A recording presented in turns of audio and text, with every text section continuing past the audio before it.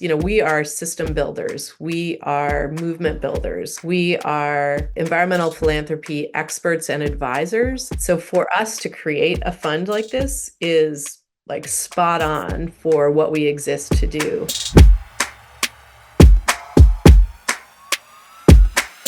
Welcome back, everybody. Bruce Bigger, founder of Collective Responsibility, here today with another episode of the Sustainable Ambassador Podcast. Through this podcast, I'm talking with leaders in academic, corporate, nonprofit, across the spectrum about the work they're doing in environmental, social, governance, and community spaces.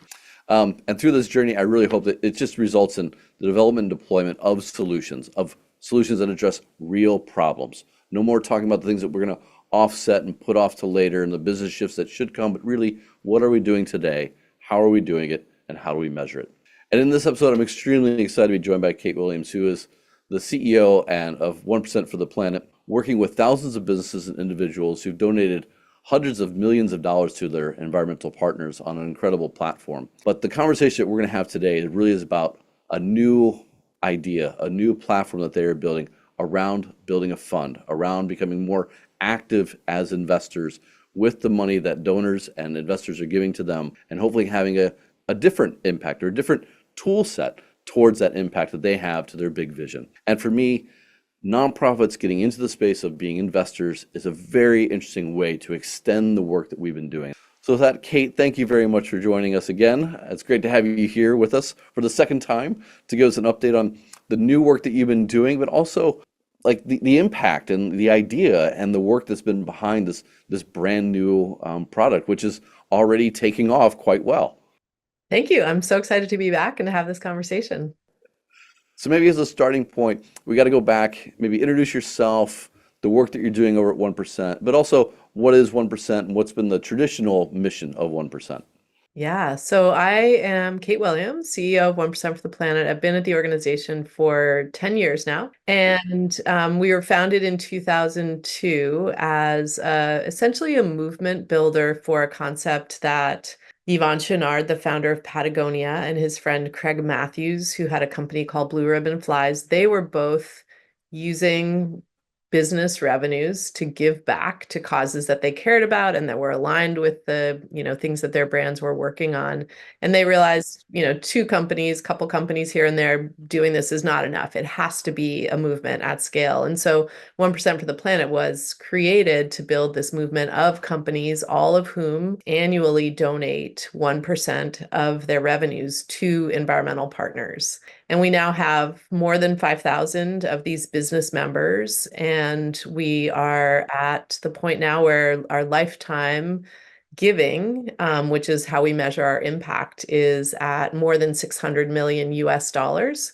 And so we are targeting getting to 1 billion US dollars in impact.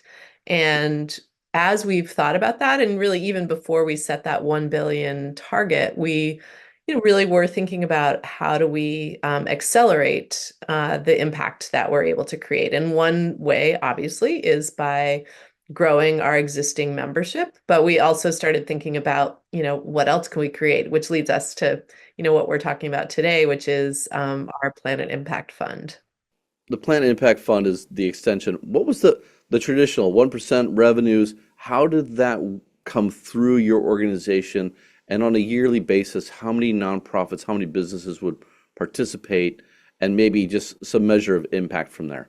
So the way we work is we are not a foundation. So our members do not donate to us and then have us distribute on their behalf. We have a model that's really focused on building partnerships. So the way it works is that members pay a small dues fee as a portion of their 1% to us, and that's how we're able to do all of what we do. And then we play the role of advising our members on giving strategies. We really believe in philanthropy as a strategic lever for companies. So instead of, hey, let's see how much money we have at the end of the year and then we'll give some away, we really work with our companies and see them have incredible success when they kind of move philanthropy into that sort of center strategic place and think through, like, how can this help us address business challenges or climate goals or, brand story objectives. And so we help them do all of that. We, an additional piece of work that we do is we vet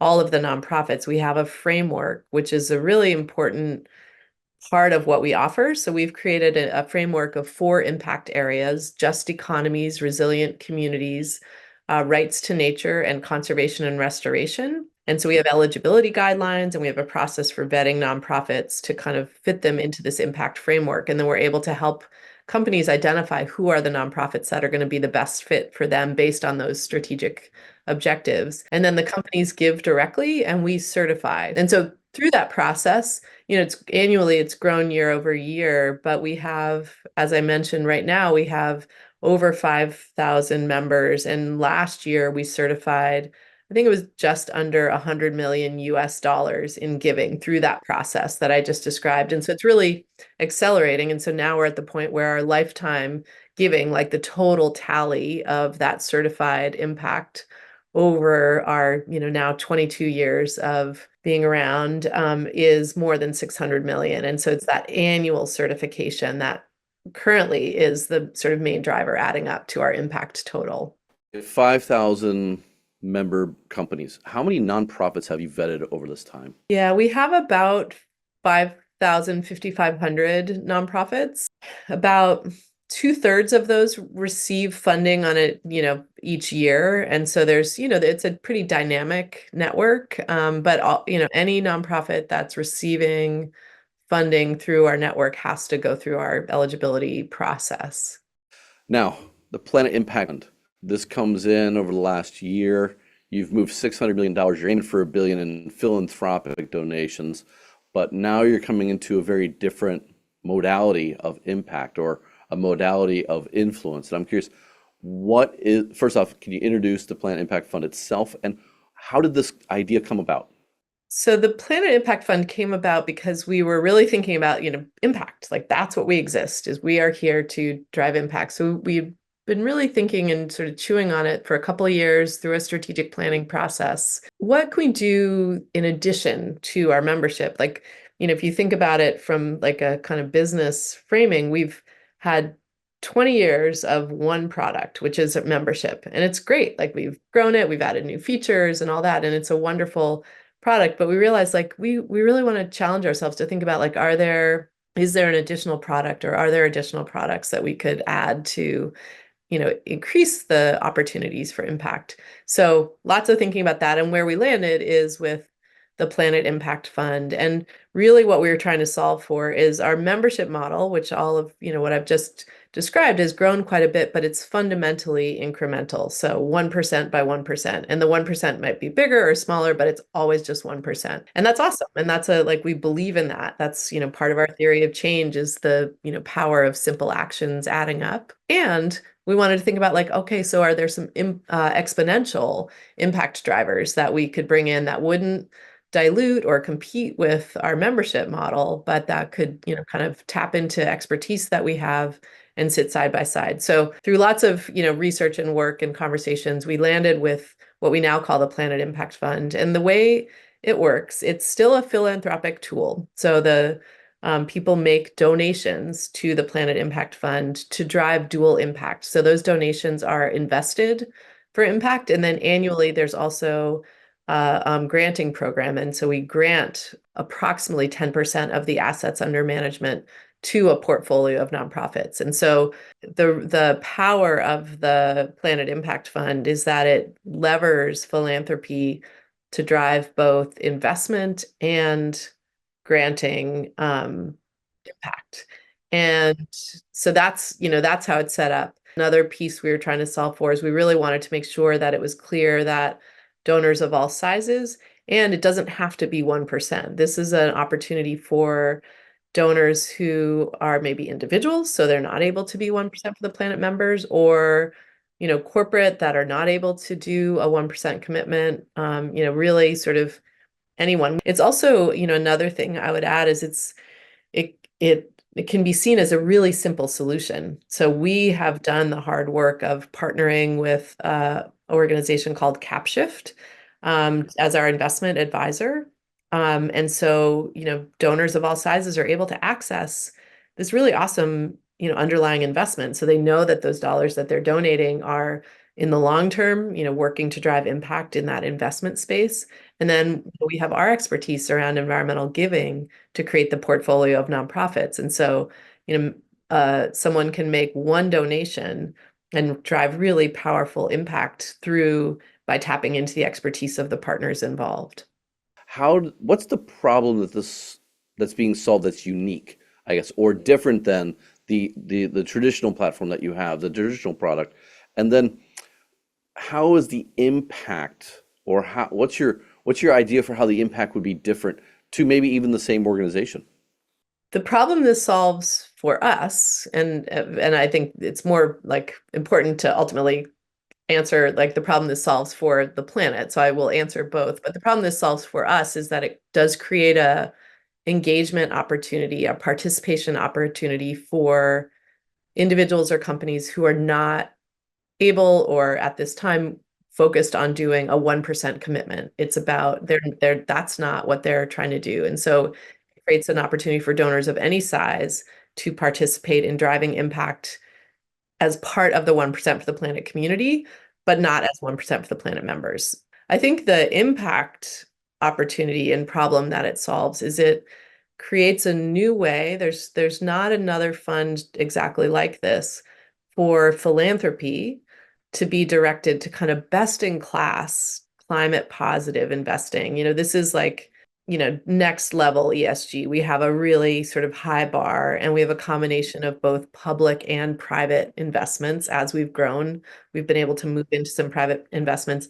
And whether you can donate $5, $500,000, or $5 million, you gain access to these investments. And particularly as we move into the privates,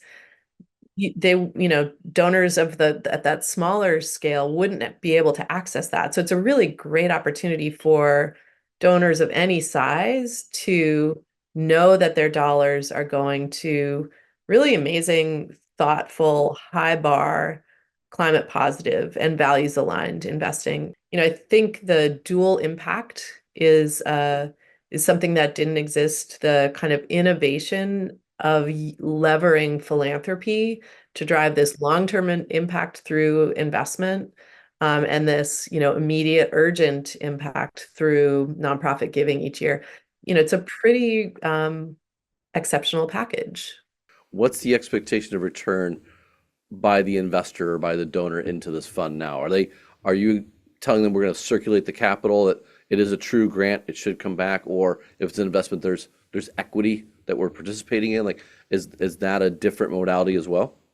Yeah, it's a really important question to ask, because people hear investments and they think, oh, I will get a return. And it's really important to make it clear this is a philanthropic tool. So participants in this fund are making donations and they will not get a return from that. The investments will generate returns. And we work really hard to have those investments generate returns, because then those returns are fueling more impact. And so it's a, sort of all impact all the time fund, but that is a really important thing to, understand, is it's not an investment fund in the sense that the participants are investors. All participants are donors. So then how is this fund structured? I mean, it can't be held underneath your old 501(c)(3. Like, did you have to create a new structure? Are you housing it underneath, say, a fund manager? Like, how did you structure it so that, it's in the right legal structure, but also the right organizational structure?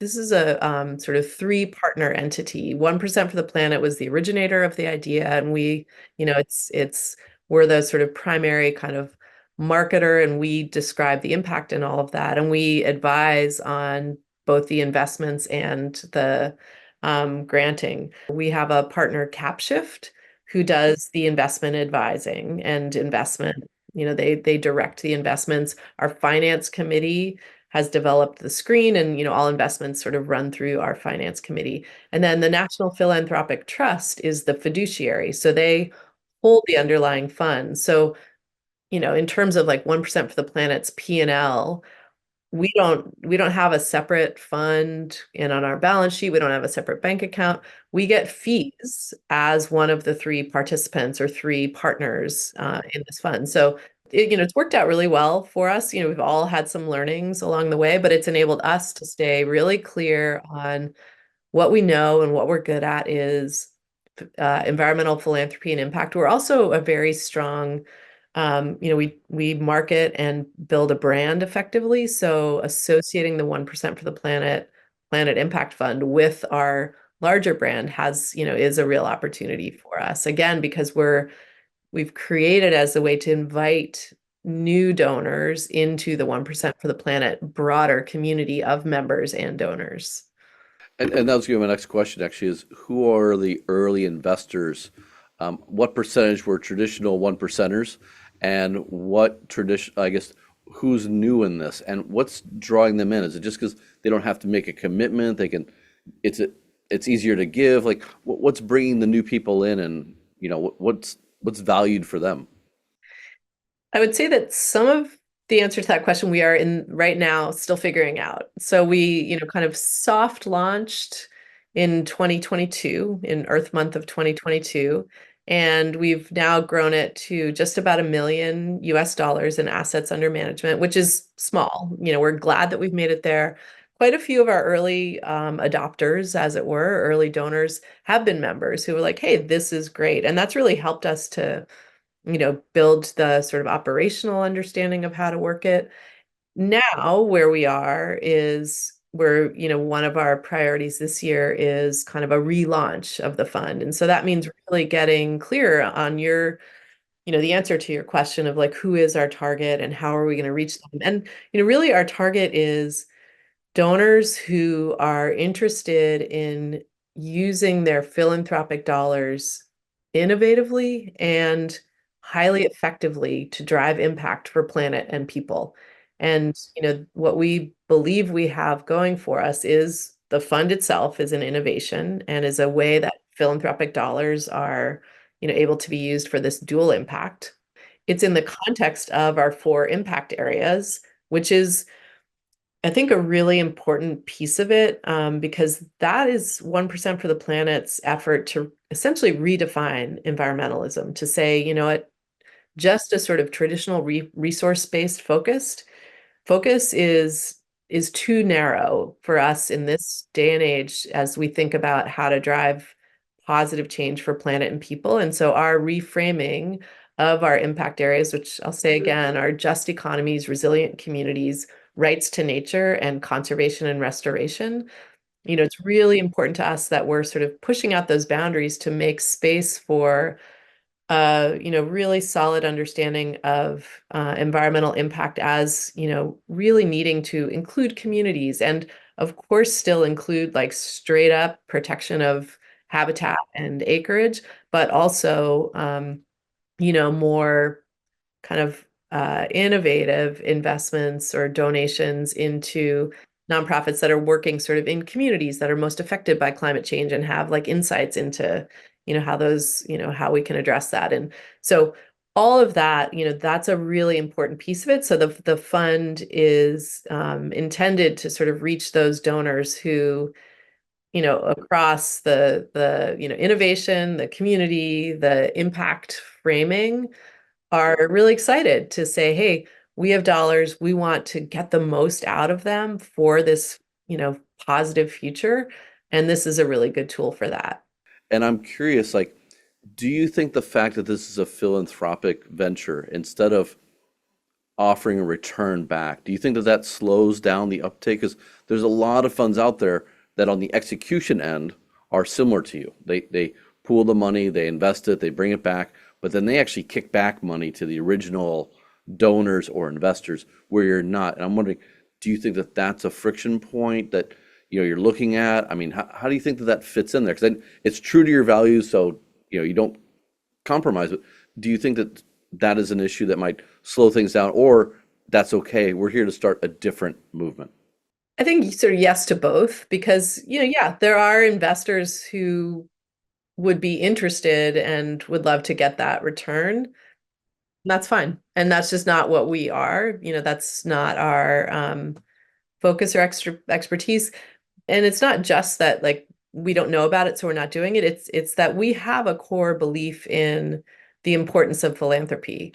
And so, that's one of the things that we wanted to kind of stay true to. And that does not mean we're not a sort of there is only one silver bullet organization. We have a distinct understanding of the importance of philanthropy to nonprofits as a part of the overall impact story that we are, globally creating, we being investors, businesses, everyone.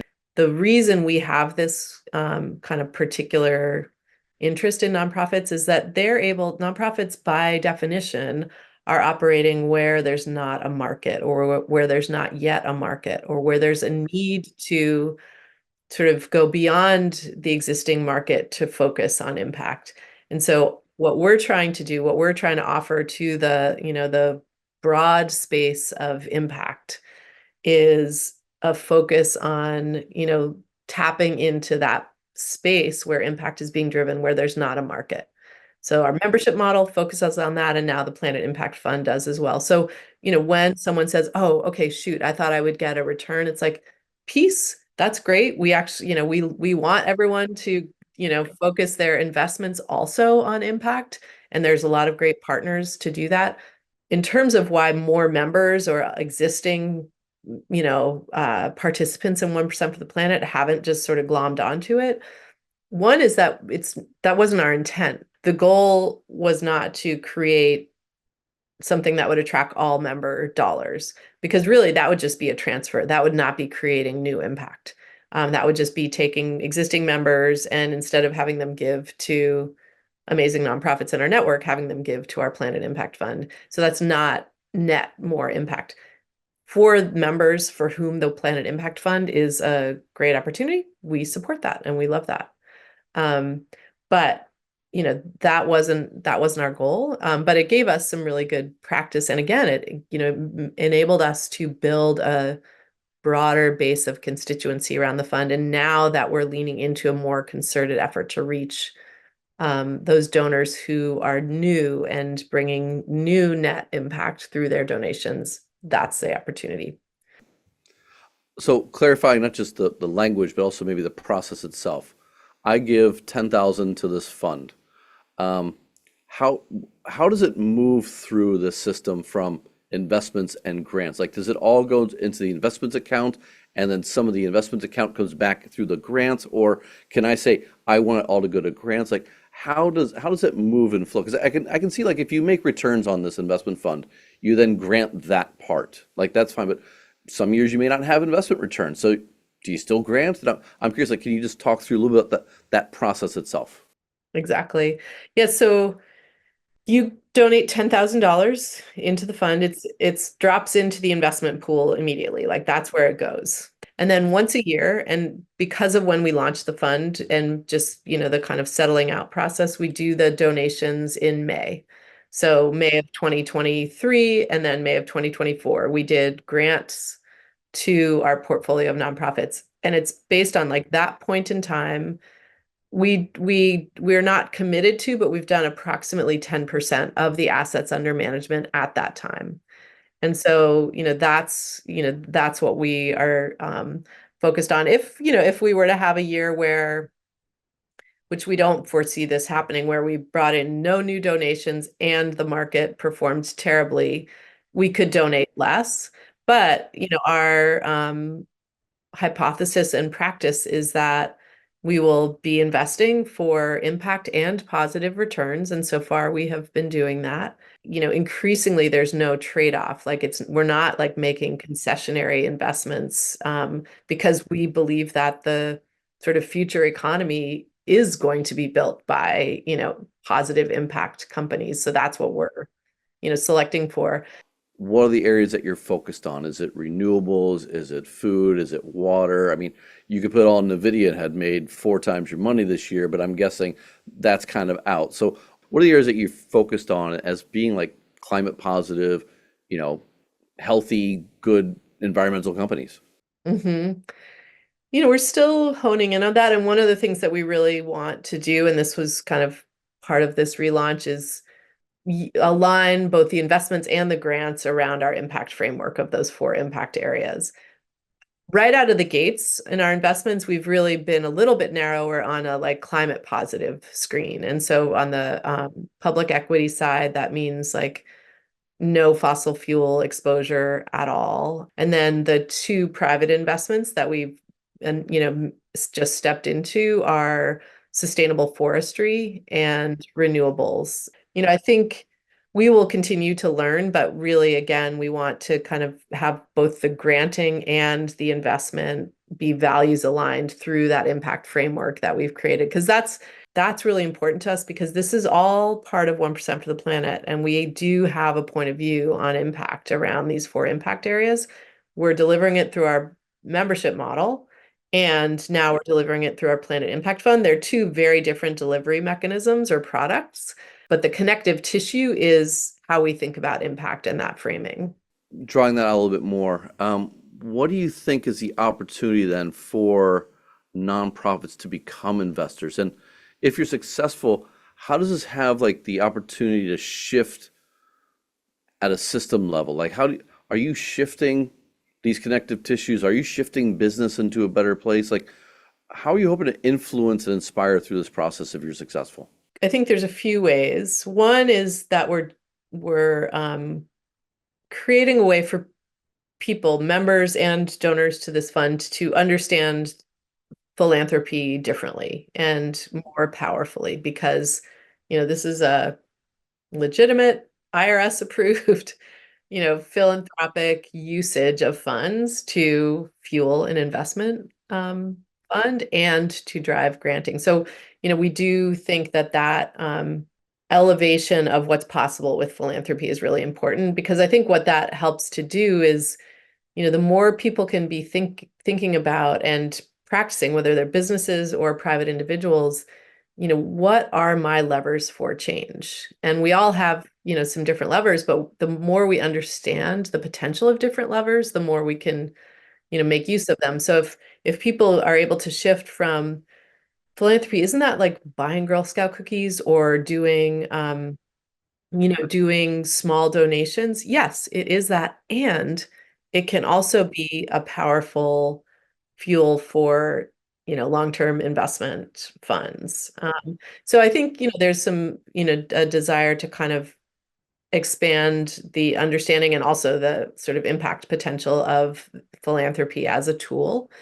I think there's also, a belief that the more businesses and individuals who are either committing as to membership and or participating in the 1% for the Planet Impact Fund, the more, we're kind of creating a practice, an ongoing practice of seeing that like it's not a trade-off. It's not either or. Like the future economy is going to be an economy in which what's good for the planet is good for the investment return, is good for, everyone involved. And so I do think our membership product is one way of seeing that and of making that visible because we're really, saying like this is a new economy. You pay your rent, you pay your staff, and you pay the planet. You invest in the assets through philanthropy, the core assets of your business.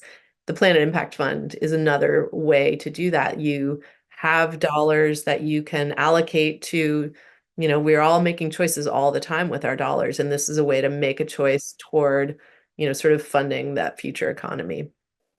Speaking of choices, should all nonprofits look at this as an opportunity for themselves, or is there something unique about your platform that kind of allowed you to be a little bit closer to, a little bit more open to it? I think all nonprofits benefit from being innovative. So that piece of it, 100%.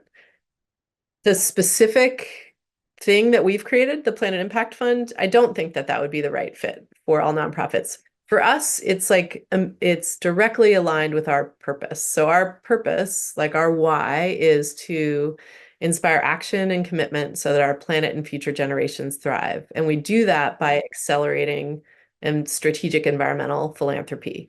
And so for us, we are system builders, we are movement builders, we are environmental philanthropy experts and advisors.